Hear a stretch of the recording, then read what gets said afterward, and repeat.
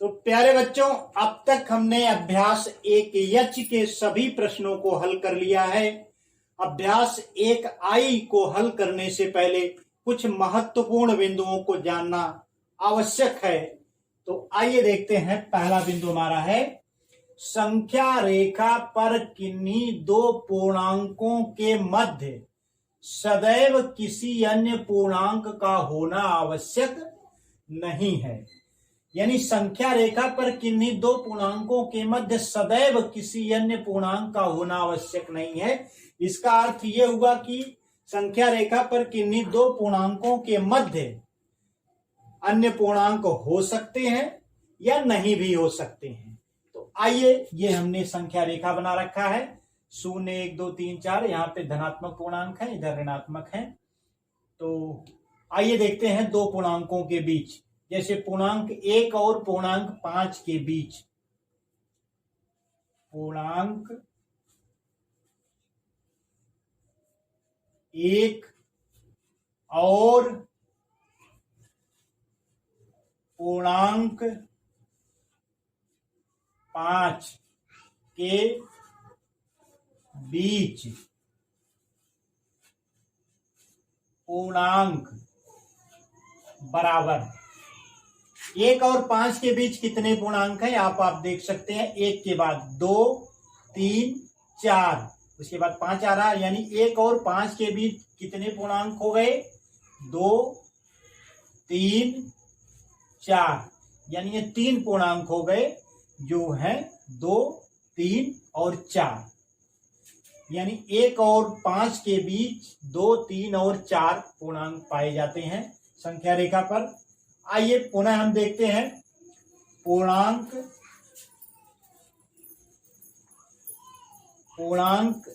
3 और पूर्णांक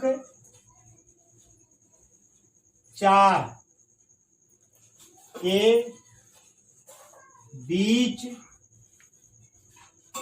पूर्णांक बराबर। अब आप देखिए 3 और 4 के बीच क्या कोई पूर्णांक है? नहीं है। यानी इन दो पूर्णांकों के बीच कोई अन्य पूर्णांक नहीं है, कोई नहीं, कोई नहीं। यानी दो पूर्णांक संख्या रेखा पर किन्हीं दो पूर्णांकों के बीच पूर्णांक हो भी सकते हैं और नहीं भी हो सकते हैं। जैसा कि हमने देखा, यहाँ पे 1 और 5 के बीच 2 3 और 4 पूर्णांक हैं, लेकिन 3 और 4 के बीच जब हमने देखा तो यहाँ पर कोई पूर्णांक नहीं है। इसी प्रकार से आप ऋणात्मक में भी देख सकते हैं। ऋण 1 और ऋण 4 के बीच ऋण 2 और ऋण 3 पूर्णांक हैं, लेकिन अगर ऋण 2 और ऋण 3 के बीच हम देखें तो कोई पूर्णांक नहीं है। तो वही यही परिभाषा तो यही कहती है ना, संख्या रेखा पर किन्हीं दो पूर्णांकों के मध्य सदैव किसी अन्य पूर्णांक का होना आवश्यक नहीं है। यानी किन्हीं दो पूर्णांकों के मध्य पूर्णांक हो भी सकते हैं और नहीं भी हो सकते हैं। आइए हम बढ़ते हैं दूसरे बिंदु की तरफ। तो बच्चों, दूसरा महत्वपूर्ण बिंदु हमारा है, दो क्रमागत पूर्णांकों के बीच कोई पूर्णांक नहीं होता है।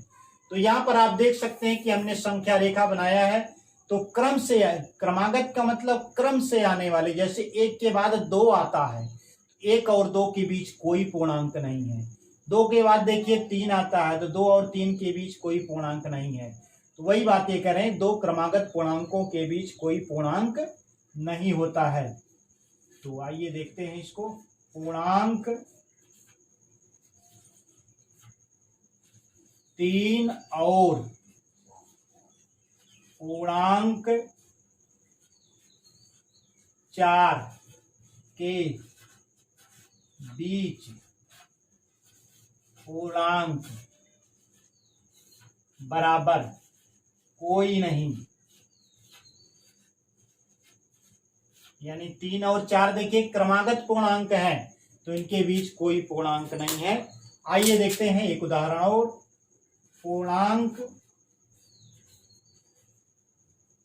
ऋण 1 और पूर्णांक ऋण 2 के बीच पूर्णांक बराबर कोई नहीं। संख्या रेखा से यह स्पष्ट है। ऋण 1 और ऋण 2 के बीच देखिए कोई भी पूर्णांक नहीं है और दोनों क्रमागत पूर्णांक हैं। ऋण 1 के तुरंत बाद ऋण 2 आता है।